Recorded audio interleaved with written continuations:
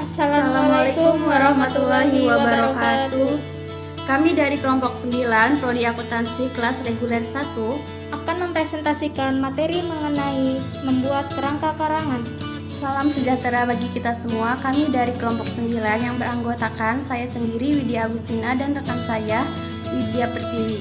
Sesuai materi yang akan dibahas, kami akan menjelaskan pengertian kerangka karangan, pola penyusunan kerangka karangan, langkah-langkah menulis karangan, dan syarat-syarat membuat kerangka karangan. Apa sih kerangka karangan itu? Menurut Goris Keraf, tahun 1980, kerangka karangan adalah suatu rencana kerja yang membuat garis-garis besar dari suatu karangan yang akan digarap. Nah, selanjutnya apa sih fungsi kerangka karangan? Yaitu untuk mengatur hubungan antara gagasan-gagasan agar tetap terarah dan tidak keluar dari topik atau tema yang dituju. Yaitu satu, memudahkan pengelolaan susunan karangan agar sistematis atau teratur. Kedua, memudahkan penulis dalam mengurai setiap masalah. Yang ketiga, membantu menyeleksi materi yang penting dengan yang tidak penting. Nah, untuk memperoleh suatu susunan kerangka karangan yang teratur, biasanya dipergunakan beberapa cara atau tipe susunan. Pola susunan yang paling utama adalah pola alamiah dan pola logis. Pola alamiah dari suatu karangan biasanya didasarkan atas urutan-urutan kejadian atau urutan tempat atau ruang. Sebaliknya, pola logis walaupun masih ada sentuhan dengan keadaan yang nyata, tetapi lebih dipengaruhi oleh jalan pikiran manusia. Macam-macam pola ilmiah terdiri dari urutan waktu, urutan ruang, dan urutan topik yang ada. Urutan waktu, urutan yang didasarkan pada urutan peristiwa atau kejadian. Biasanya urutan waktu itu, contohnya itu seperti riwayat hidup, biografi, atau laporan perjalanan. Urutan ruang mempunyai hubungan yang sangat erat dengan ruang atau tempat. Urutan ini biasa digunakan dalam tulisan-tulisan yang bersifat deskriptif.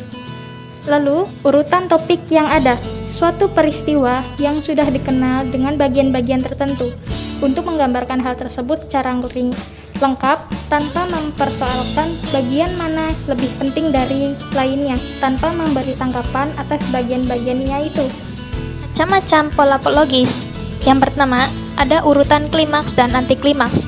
Urutan ini timbul sebagai tanggapan penulis yang berpendirian bahwa posisi tertentu dari suatu rangkaian merupakan posisi yang paling tinggi kedudukannya atau yang paling menonjol. Lalu yang selanjutnya ada urutan kausal, mencakup dua pola atau urutan dari sebab ke akibat dan urutan akibat ke sebab.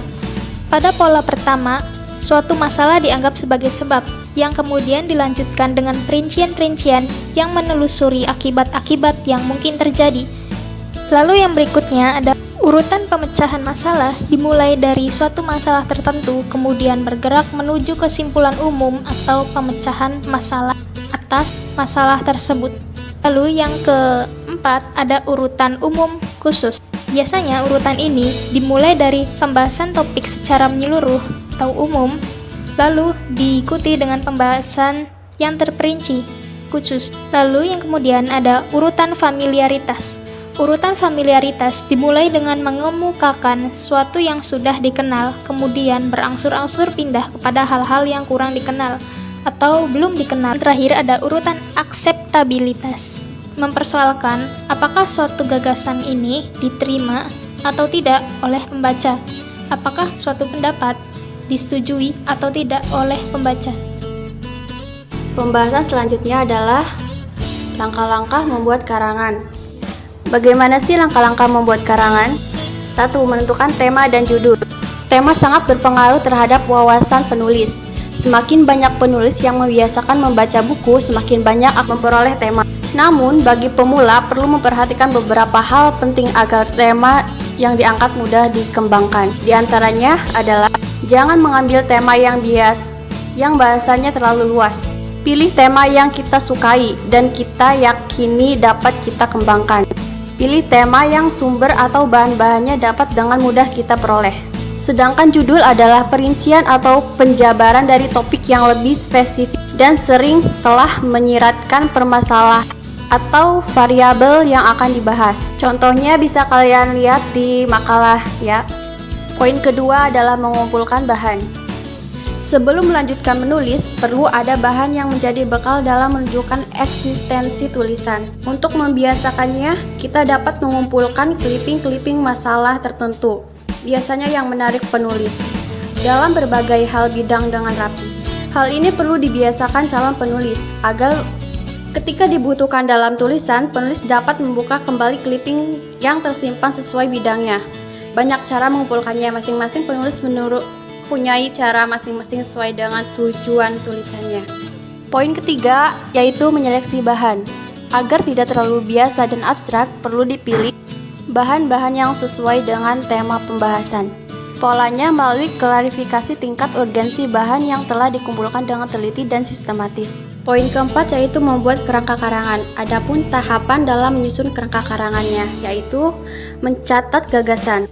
Alat yang mudah digunakan adalah pohon pikiran, yaitu diagram yang menjelaskan gagasan-gagasan yang timbul. Adapun mengatur urutan gagasan, memeriksa kembali yang telah diatur dalam bab dan subbab. Membuat kerangka karangan yang terperinci dan lengkap.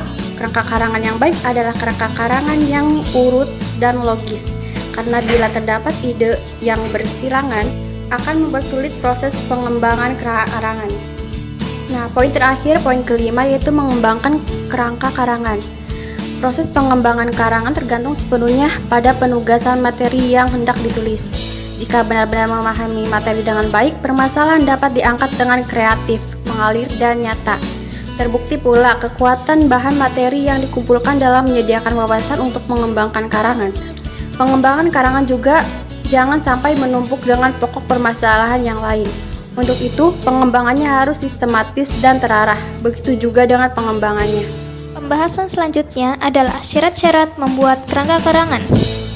Syarat-syaratnya adalah, yang pertama, tesis atau pengungkapan maksud harus jelas. Artinya, pilihlah topik yang sesuai dengan hal yang khas, kemudian tentukan tujuan yang jelas, lalu buatlah tesis atau pengungkapan maksud.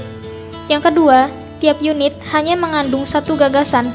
Bila satu unit terdapat lebih dari satu gagasan, maka unit itu harus dirinci. Lalu, yang ketiga, pokok-pokok dalam kerangka karangan harus disusun secara logis, sehingga rangkaian atau ide pikiran itu tergambar jelas. Yang keempat, harus menggunakan simbol yang konsisten. Pada dasarnya, untuk menyusun kerangka karangan dibutuhkan langkah-langkah awal untuk membentuk kebiasaan teratur dan sistematis untuk memudahkan kita dalam mengembangkan karangan. Agar tingkatan-tingkatan jelas hubungannya, dipergunakan simbol-simbol dan tipografi yang konsisten bagi tingkat yang sederajat.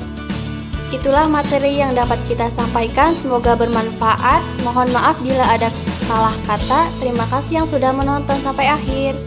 Bila ada yang ingin ditanyakan, teman-teman bisa menanyakannya dan berdiskusi tentang materi ini pada link yang sudah disediakan. Wassalamualaikum warahmatullahi wabarakatuh.